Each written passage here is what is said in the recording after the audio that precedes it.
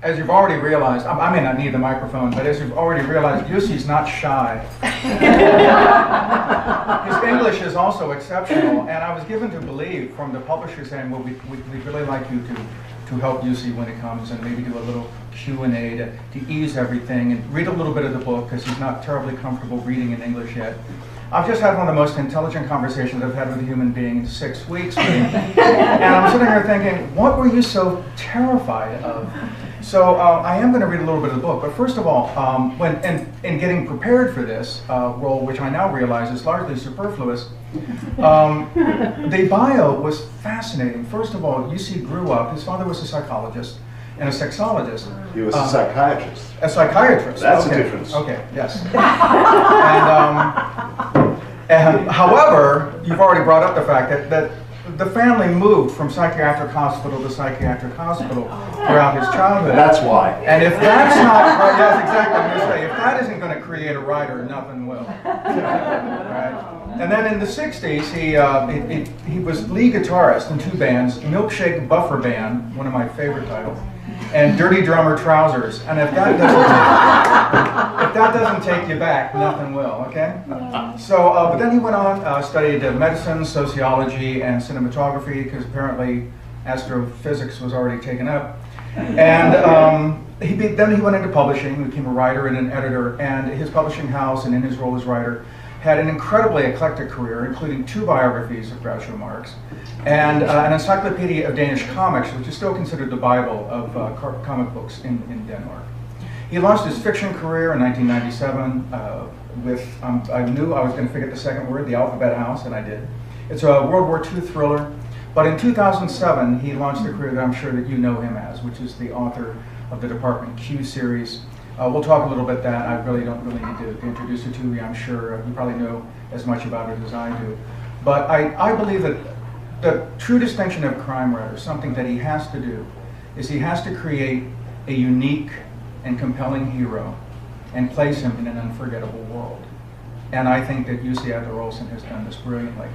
I don't know of a hero I've come across in a crime novel who is more bilious, unfriendly, friendless, caustic as Karl Mork.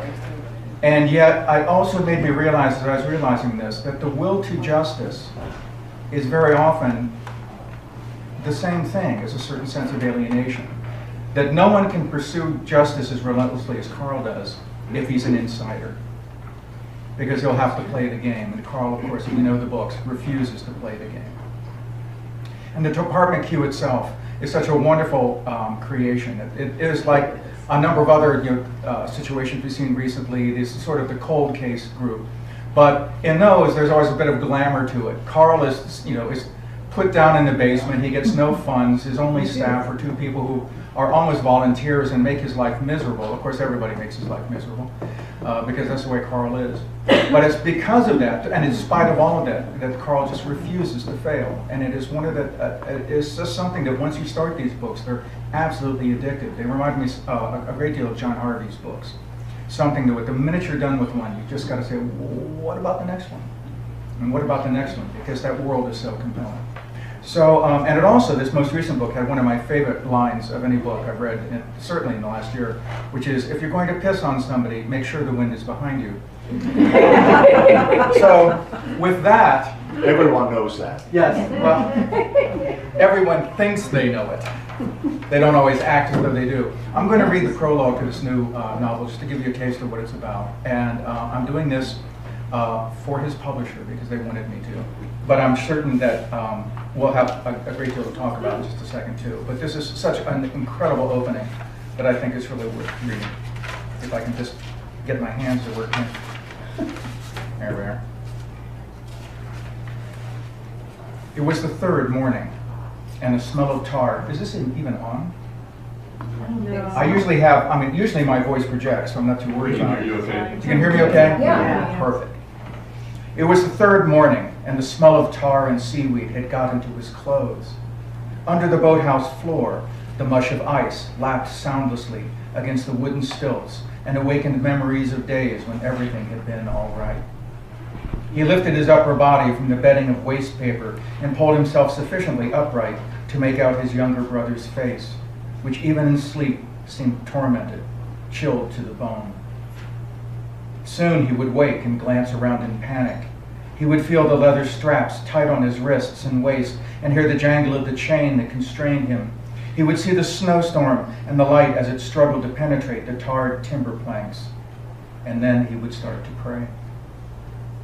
Countless times he'd seen desperation in his brother's eyes. Through the gaffer tape that covered his mouth came the repeated sound of his muffled pleas that Jehovah have mercy upon them. Yet both of them knew that Jehovah no longer paid heed, for blood had passed their lips. Blood that their jailer had let drip into their cups, the cups from which he had allowed them to drink before revealing to them what they had contained. They had drunk water, but in the water was blood, so forbidden, and now they were damned forever. For that reason, shame pierced even deeper than thirst. What do you think he'll do to us? His brother's frightened eyes seemed to ask. But how could he ever know the answer? All he knew instinctively was that it would all soon be over. He leaned back and scanned the room once again in the dim light, allowing his gaze to pass across the color beams and through the formations of cobwebs, noting each and every projection, each and every knot. The worn paddles and oars that hung from the apex of the ceiling, the rotten fishing nets that had long since made their last catch. And then he discovered the bottle. A gleam of sunlight played momentarily on the blue-white glass to dazzle him. So near, and yet so hard to reach. It was just behind him, wedged between the thick, rough-hewn planks of the floor. He stuck his fingers through the gap and tried to prise the bottle upward by the neck, but the air froze upon his skin. When the thing came loose, he could smash it and use the shards to cut through the strap that kept his hands tied tight behind his back. And when it succumbed, his numb fingers would find the buckle at his spine. He would loosen it, tear the tape from his mouth, remove the straps from around his waist and thighs, and as soon as the chain that was fastened to the leather strap at his waist no longer held him back, he would lunge forward and free his brother. He would draw him toward him and hold him tight until their bodies ceased to tremble. Then, he imagined, he would use all his strength to gouge into the timber around the door with the broken glass. He would see if he could hollow out the planks to which the hinges were fixed. And if the worst had happened and the car came before he was finished, he would lie in wait for the man. He would stand poised behind the door with the broken glass in his hand. That was what he told himself he would do. He leaned forward, folding his freezing fingers behind his back, and prayed for forgiveness for his wicked thought. Then he scraped again in the space between the planks to try to free the bottle. He scraped and scratched until the neck angled enough for him to grab hold of it. He listened. What was that, an engine? Yes, it was. The powerful engine of a large car. But was it approaching or simply passing by in the distance out there? For a moment, the low, deep sound seemed to get louder. He began to pull so desperately the neck of the bottle that his knuckles cracked audibly. But then the sound died away. Had it been the wind turbines, rumbling and whirring? Maybe it was something else entirely. He had no idea. He expelled warm breath from his nostrils. It steamed the air around his face. He wasn't so afraid anymore, not now. As long as he thought about the grace of Jehovah, he felt better. He pressed his lips together and labored on, and when finally the bottle came free, he struck it so hard against the timber of the floor that his brother lifted his head with a startled jolt and looked around in terror. Again and again he brought the bottle down against the floor. It was hard to get purchase with his hands behind his back. Too hard. Eventually, when his fingers were no longer able to maintain their grip, he let the bottle slide from his hand, turned himself around, and stared emptily at it as dust gently descended from the beams through the cramped space. He couldn't break it. He simply wasn't able. A pathetic little bottle. Was it because they had drunk blood? Had Jehovah abandoned them? He looked at his brother, who rolled himself slowly into his blanket and fell back onto his bedding. He was silent, not even attempting to mumble a word through the tape that sealed his lips. It took a while to gather the things he needed. The hardest part was stretching himself, confined by his chain, to reach the tar between the roofing planks with the tips of his fingers. Everything else was at hand. The bottle, the sharp sliver of wood from the timbered floor, the paper on which he was sitting. He pushed off one of his shoes and stabbed so sharply at his wrist with the wood that tears welled in his eyes. He let the blood drip onto his polished shoe for a minute, perhaps two. Then he tore a large sheet of paper from his bedding, dipped the splinter in his blood, and twisted his body, pulling at his chain until he was able to see what he was writing behind his back. As best he could, and in the smallest handwriting, he put down in words what was happening to them. When he had finished, he signed the letter with his name, rolled up the paper, and stuffed it inside the bottle. He allowed himself plenty of time to press the lump of tar down into the neck. He shifted his weight so as to see better, and checked and double-checked to make sure it was well done. When finally there was no more to do, he heard the dull sound of a car engine. This time, there was no mistake. He cast a pained glance at his little brother and stretched with all his might toward the light that seeped in through a broad crack in the timbered wall, the only opening through which the bottle would be able to pass. Then the door was opened, and a thick shadow entered amid a flurry of white snow. Silence. And then the plop. The bottle was released. So another tedious, slow, uninteresting beginning.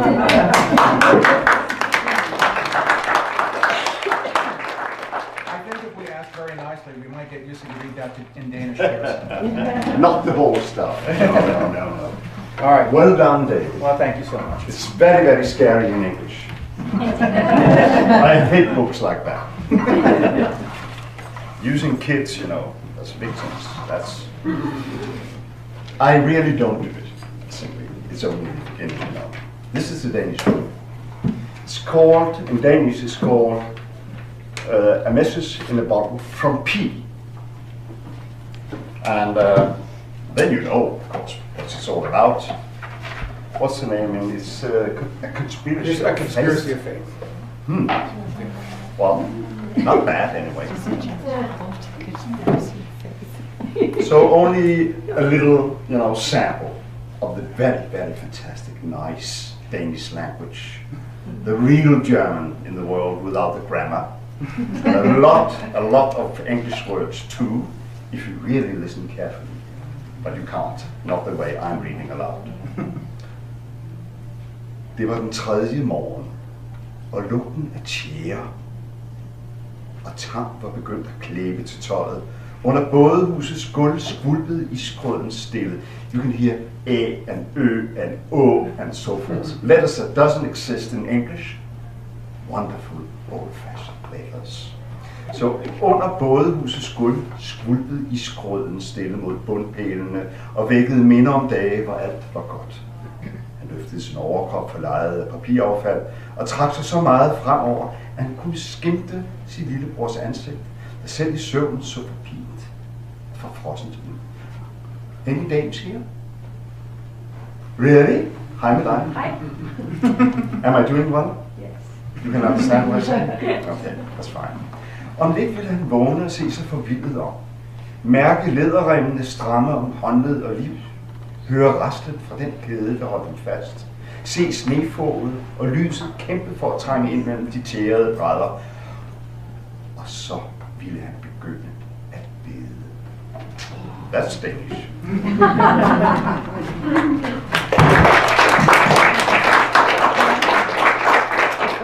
Thank you. So, now here comes the Q&A. We were talking before this began, and the thing I love so much about this book is the villain. And that you have made a very human, understandable man be one of the most terrifying presences in a book that I've read in a long while. Sort of reminded me of Freddie Clegg from The Collector by John Fowles. The person who has a totally self-contained justification for everything he does, and because of that, Most Justice people terrifying. Yeah, and I was wondering, but he comes from a religious background that I found really, I was unaware the extent to which these sort of small sects exist in Denmark. The villainist was raised within and now preys upon small, very fundamentalist and very self-contained religious sects. How did that idea come to you? Well, it's not really about religion and sex, because all of my books are about misuse of power. Misuse of power, you can see it everywhere, in the family, amongst friends, at the jobs, you know. Misuse of power, I hate, I loathe it.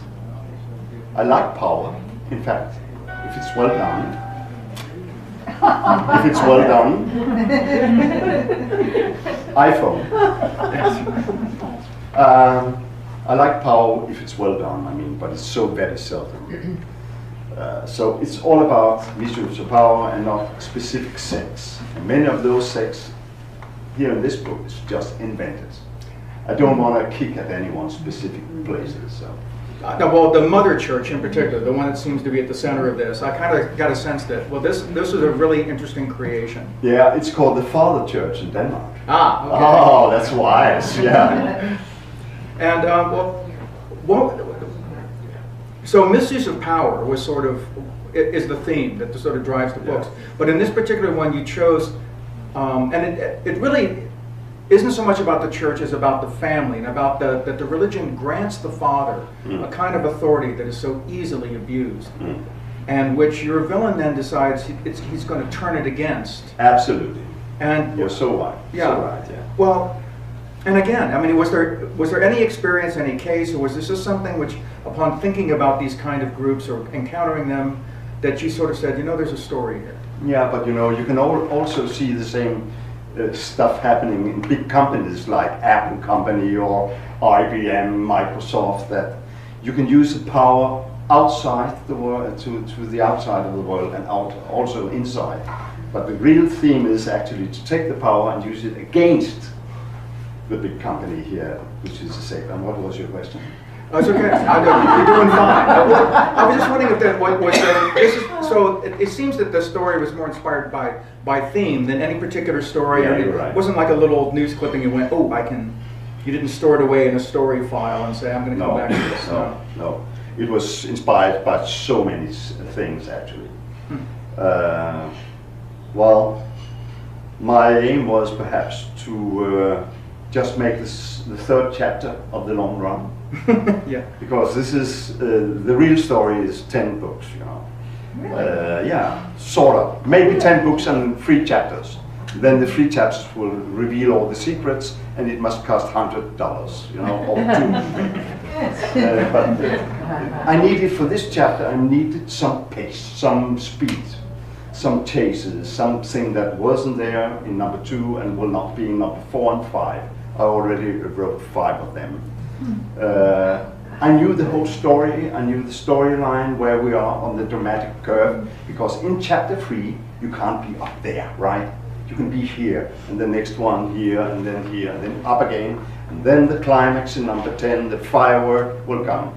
So the inspiration was, in fact, where am I on the dramatic curve, on the longest detective story ever made in the world, where plots are mixing all and blending together. And then I knew the story from the very start of Carl and Assad and Rose. All 10? Yeah, all 10. I made it. That was the first synopsis I made. Wow. So the cases are not that important. The case of number 1, the Keeper of the Lost Causes, should be simple. The woman in the cage, you know, the pressure chamber. I needed to make the platform for 3 persons in the cellar down there. Number 2 could be a little more harsh and violent, because then you could see the borderlines of the violence in the whole series. Can't do it in number 1, because then you're gone. Can't do it in number 3, because then you think I'm trying to walk on water. So number 2, and you know, this is an experiment every time you are doing a longer series like this. So this was actually my inspiration, to be there on the dramatic curve. How can you do that? By making a chase. How can you make a good chase by making normal persons being haunted Right. throughout in history, in the long run, and in the short run. I'm still just back at you actually planned out all 10 books Yes, at sure once. I did. That's jaw-dropping. That's fascinating. Yeah, and I know the ending, and I am the only one. But it's in the safe, you know. We know. Yeah, so you can make the rest, David. Oh. You have the skillness. So if I'm making a Stieg Larsson, he's the one. I'm puzzled, but I mentioned something about Carl. There is something about Carl which I'm fascinated now to realize this is a 10-book arc, because I don't know how Carl could get any more isolated, but there's some wonderful twists to his supposed friendships in this. Here's the problem about talking about a book like this, is I want to talk about the book, but I can't give it away to you. Right. Oh, So I won't. Oh, yeah. But trust me, you're going to want it, and you'll want to read it. But Let's talk about something different. well, why crime? Why? I mean, you had your first book was a sort of a historical thriller, World War II. So Really? you might say the action genre, you know, sort of appealed to you. But why crime, and in particular, why this long format of crime? What was it about it that First of all, this is not a crime story. This is a thriller. This is right pronounced. thriller? Yeah. Thriller. Okay, this is a thriller. And what's the difference? I mean, in the crime story, you have a crime and you're going to solve it, and that's it. Pow. We have it from the old Raymond Chandler, Dashiell Hammett, and so forth. That's all about the first crime. A thriller is about preventing a crime to happen in the end. So that's like the classical ones, like the Victor Hugo, like Alexandre Dumas, the Count of Monte Cristo. What will happen in the end? Will he know why he was imprisoned and who actually stood behind that deed? So, and that's the stories I like, not the crime stories really. So this is a thriller. And with all the, you know, the tricks of a thriller, like suspense, point of views, and so forth. You can be in the head of Karl Marx, not in the head of Assad. This is important, you know. And Rose, which appears for the first time in number 2. So, and you ask me why I made a crime. Making a thriller in like the old classical one makes you able to write about every subject, every topic in the world, mixing them, blending them, social, political aspects, romance even, humor. And crime story and humor doesn't fit well all together. Really? No. Where is it? Well, tell me, have you ever read one? Oh, yeah, yes. Funny crime story? Well, not funny, but I said without humor, because if you know any cops, and I hang out with a lot of cops. I know. Yeah, you know, humor gets you through the day. Yeah. Because otherwise, you begin to drink and you begin to you begin to True. act out. I mean, there's when all you're seeing is the bad. You've got to develop some type of coping mechanism. And I've got a couple of cop friends who are the funniest human beings I know. Still alive? Yeah. Well, good for them. yeah. Though we lost one this past year, and that's where I'm going with the next book. But it's you touched on something I think is really important. Is that what I mean by the crime story is really the story about the individual who refuses to be who society says he has to be. And that can be for the good or it can be for the ill. But it's always that tension between the individual and society. And again, that always speaks to power again. And I think the crime story is just tailor-made for that story. Yeah. You know, what does it mean to be an individual within this society at this time? But you very often smash a super tanker in the crime story. Or kill 10,000 statists. So I wanted to be free, simply. For all, you know, the classical cliches of crime stories. There are a lot of cliches in my books, certainly, I know that. The skeleton in itself is a cliche. But the series started that way, that I made 3 international political stories, thriller stories, and I could live from that. It was fantastic. Then I was phoned up by a Danish producer the one who's making a lot of Swedish movies, and he told me, I'm so fed up by the Swedes, so couldn't we make a Danish crime story and not like the Sjöwall and Välu big stories? Just help me out here. And I asked him, do you want me to make a police story where you only can act within certain regions and with certain jobs? I want to be free, simply. Yeah. I can see you're interested, but I wasn't interested at all. No. What I find, I'm interested by how you sat there and said, I get what you want me to try me to do, and I was just comparing it to what I read. Yeah. Which is, yes, your ability to break out into the other point of view characters, your refusal to be stuck inside the whole police procedural framework is what makes this book expand into something so much more than just a cop story. Yeah, and I had to think out, what's the solution? The producer, he was right, I was interested.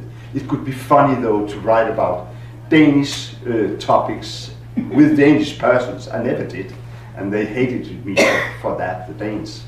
So especially the reviewers, 600 pages going on in America. So I tried to do that, and inventing a person that actually only wanted to be sacked from his job. So therefore, they placed him down in the cellar, hoping him to go by himself. But there he was, He could be lazy, like I would like to be. He could smoke 20 cigarettes a day, which I don't do anymore, unfortunately. So I allowed him to sit there and being lazy for a certain period, until I didn't allow it anymore. Bringing in the sidekick, Assad. That's the perfect part. Thank you. And he's not the sidekick really. Who's Watson, who's Sherlock Holmes here? So, and the interaction between those two persons made this series vivid for me to write. Well, I was going to say that there was the one character that manages somehow to refuse to be repelled by Carl's acidic temperament is Assad. And it doesn't matter what he gets thrown at him, Assad refuses, I know what you're trying to do, but I won't let you. And even when Carl says, I know where you live now, I know where you're lying, I'm sorry, I'm giving some things away. But Assad just says, Carl, just stop. And you know what, Carl hates me for that. Yeah. Bring Assad out of my life, please. But that's just it. When looking at the other friendships, I realized there's something about Assad that is so fundamentally, for lack of a better word, forgiving or insightful that he won't fall for Carl's natural instinct to just push everybody away. Assad just won't. He's like those mines that attach themselves to the hull of the ship and then blow up when they decide to. And I get the feeling that relationship, now that I've realized you're doing 10 books, I just can't wait to see how that develops. Rose, on the other hand, is a real piece of work. Yeah. Where did she come from? Well, I knew when you're having a sidekick, there would be some problems with the interaction after a while. Yeah. It will always be stereotypically. So I needed chaos. That's the answer. Yeah. She's so chaotic. So bringing in the story makes the numbers of interactions, endless. They can, and there are secrets too in all three persons' lives.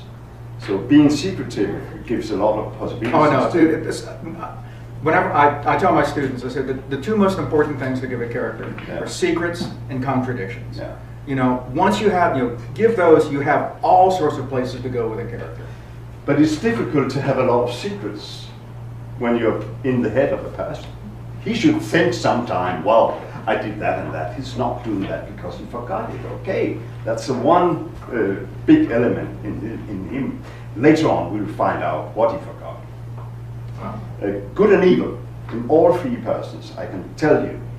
Maybe it will end okay in the end. I can't say, but I know. But good and evil. I was brought up in the mental hospital, And Carl, that's I too, because my real name is Carl Valdemar Jussi Henry Adler-Olsen. I'm sorry to say. So Carl, that's a nice part of Karl Mørck. The sweet, intelligent, and humorous part coming from me. Mørck means dark, really, but it's a real Danish name. And the guy Mørck I met in 1956. I'm 62 years old now. So I was 6 years old.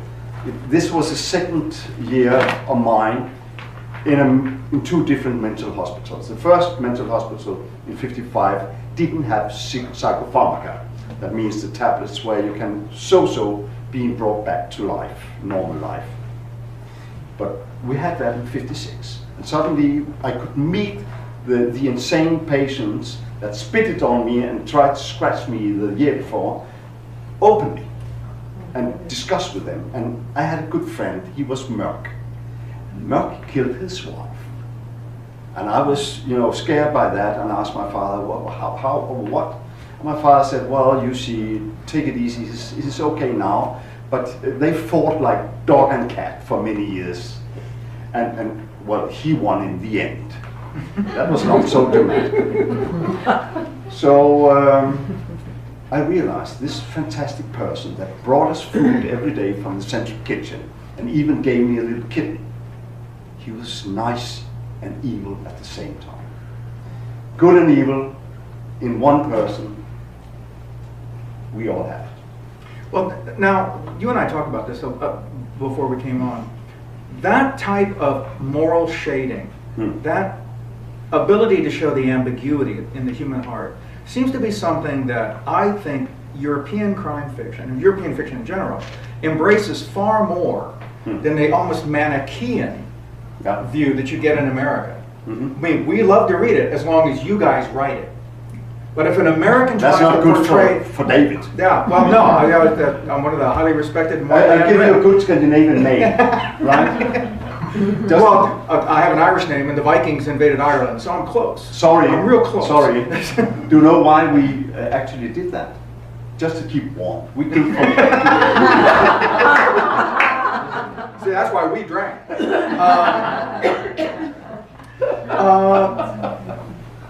I'll tell you what, why don't we open up to the audience? And if anybody has questions, I'm sure that Jussi would like to answer your questions, not just mine. Well, it's not a question, well, I guess it is. The third part, which is the paralyzed fellow officer.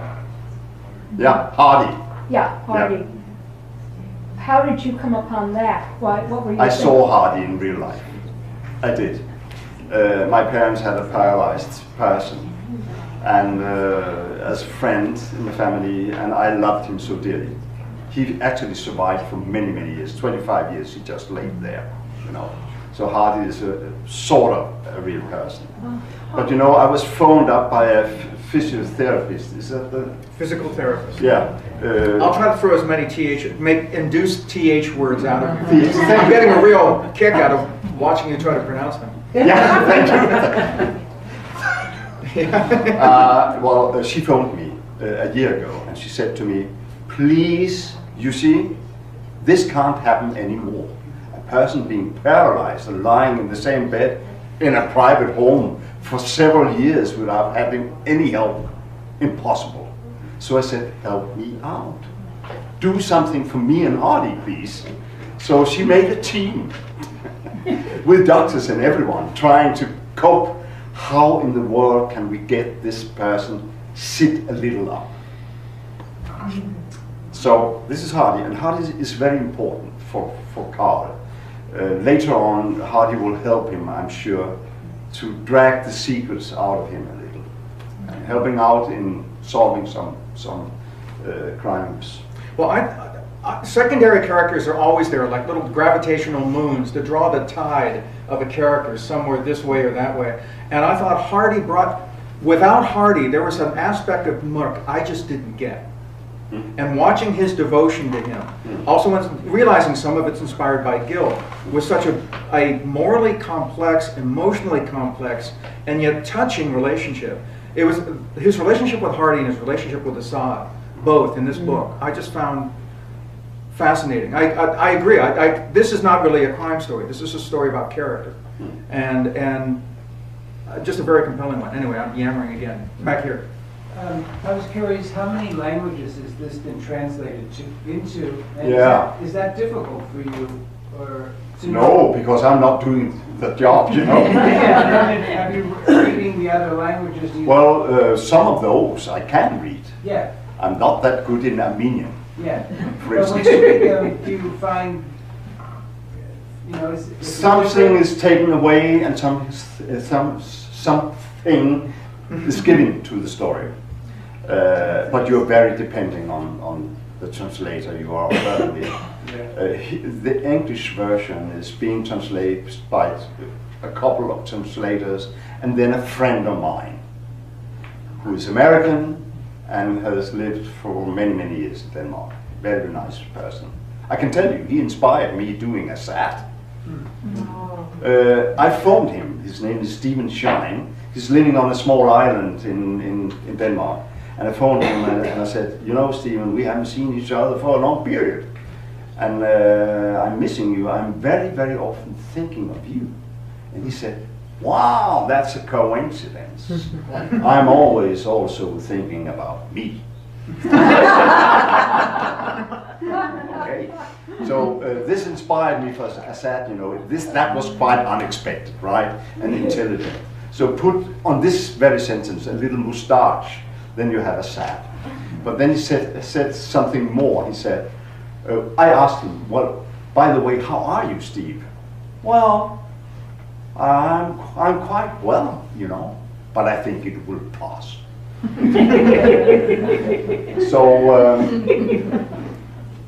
what was the question, David? I'm sorry. Languages. Languages. 38 languages.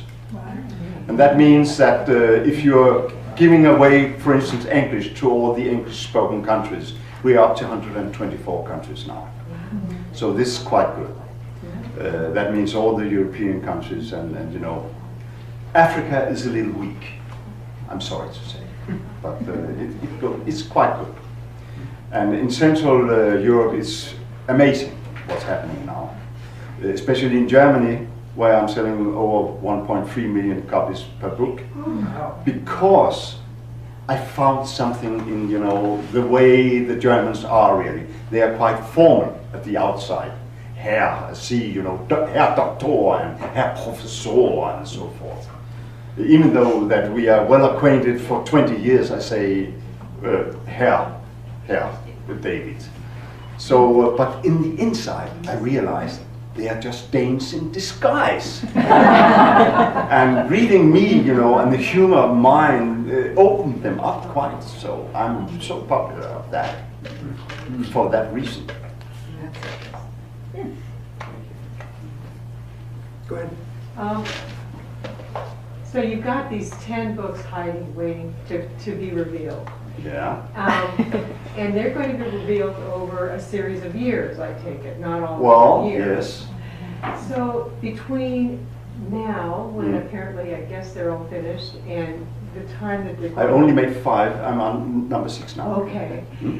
Time's going to elapse, and you're going to change, I assume. And so if you have a concept that these are going to be 10 books, and I assume that you have sort of an idea of where they're going to go. Absolutely. How, you sound so absolute. Yes, sure. But you will change. And so I will. have you built this into how they're going to progress, or do you just say, no, this is going to be the next book, this is the next book? One can never tell, right? That's what I want to hear. But I'm quite confident in what I planned will be written. But of course the cases can change. I made one story and the synopsis of one case for number 2 about refugees from Germany in Denmark. It's a very sad story because we treated them badly. They came there to have a little rest, you know, women and children and old people, and we never took any care of them. They died like flies, you know. 18,000 died there until from the period from 45 to 48. That's a shame, really. And I made the story, and it was clearly like the Sophie's Choice, a good, nice story. And then another author in Denmark made something like that. Not so good, but anyway, gone. Right. So I have 9 cases I can put into 5 books. So I can choose. But maybe tomorrow something new will happen that's more convenient for the whole story. And that will of course change also the first story in the novel. I know. But you are talking about my personal changes. How will it interfere? I don't know. In my opinion, I haven't changed for many, many years. I mean, being an author and having the success and stuff, I'm still the same person. I'm like Karl Marx, you know. I'm just telling things right up. And I learned that from Bill Gaines. Do you know who Bill Gaines is? I'm sorry. William H. Gaines. Oh, yeah. Mad magazine. Mr. Alfred E. Neumann himself was a friend of mine.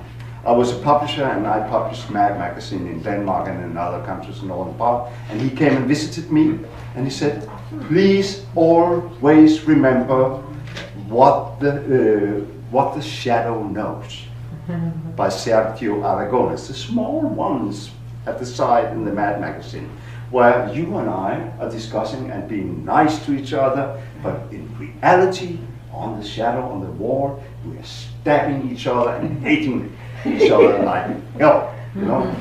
And that's kind of work. And I was like that also. I'm so frank, you know. So I don't think I will change. I don't mean so much you, but the world will change, events will change. Yeah. Little thing happened, you know. The guy here is called Hafez El-Assad. Something happened in Syria. It's not very practical anymore with this name. So in Frankfurt Book Fair, 2 big persons from Egypt came to me, and I was a little scared of them, you know, putting me in the middle like a sandwich.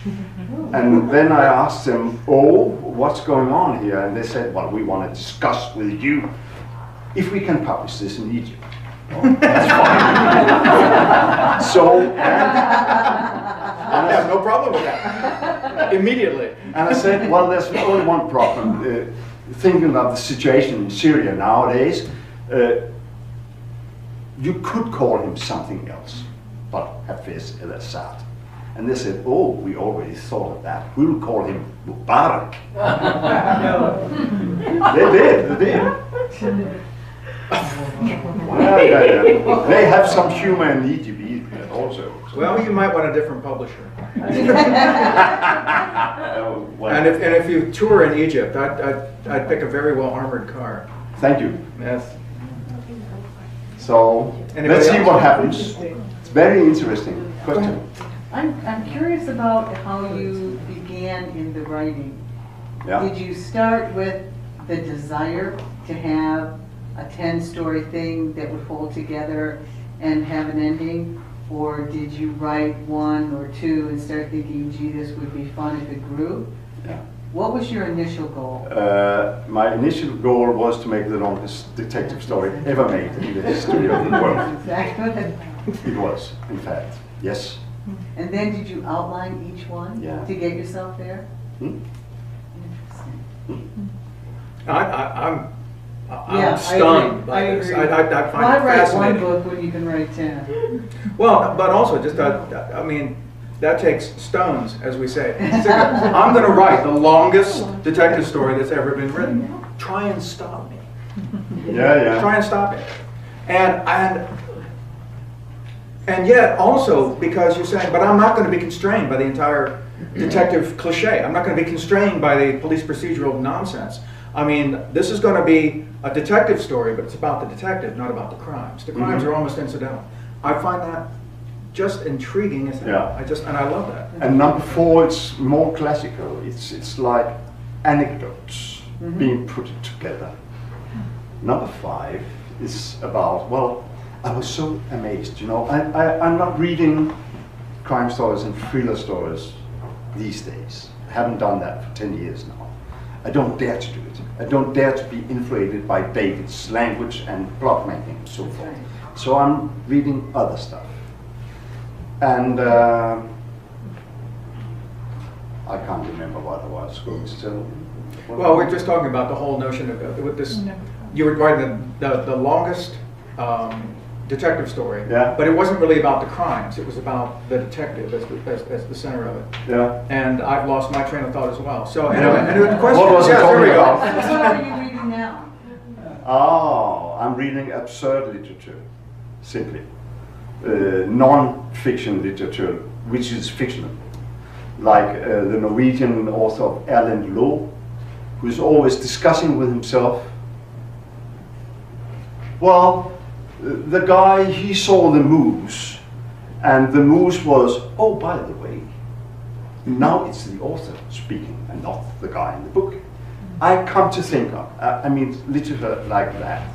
I love the old ones like Arabal, Harold Pinter, and guys like that. And then I have the classical ones. I can turn to them. My favorite of them all, Mr. John Steinbeck. Can't be better. And now I can remember what I was going to say before. So not reading other crime stories make me think that I'm original, right? And then number 5 I made called the Marco effect. And in the reviews in Europe, they are Is that writing. already out? Yes, In it is. Denmark, yeah. In Denmark and in some other countries. But they're not translated yet? No. No. And then I've been reading a lot of reviews, and there it is like, this is an Oliver Twist. And I was amazed, because Oliver Twist is, in fact, my favorite novel of them all, I guess. Made by Dickens, one of the good ones, right? They were right. And even though I haven't been reading this for 25 years, it's in the back of my head and inspired me to do this story about a boy in the society, having lots of enemies, stealing a lot here and there, and even the faking is in this story of mine. It's shameful. Shameful. Well, I mean, Dickens stole it from the medieval morality plays. Thank you. Oliver is every man, except he's 8 years old. And that's why he's the most boring character in that book. Yeah, he's quite boring, but Marco is quite differently. I Yes. have a lot of questions, but I'm curious what brought you here. We're so honored to have you. Are you on a tour with your book? Or? I had to see hate. Really? Simply, I saw the house of Jimi Hendrix today. I bought a guitar just in the store, so the time. No, I was brought here by my publishing house. Oh. And they asked me to go to 5 cities in the United States within 5 days. And I said to them, I'm not a Japanese tourist. I want to be here and there for 2 days, please. So let me see really and live here, because I haven't been in San Francisco before. Really? And this is the 3rd day, isn't it? Yeah.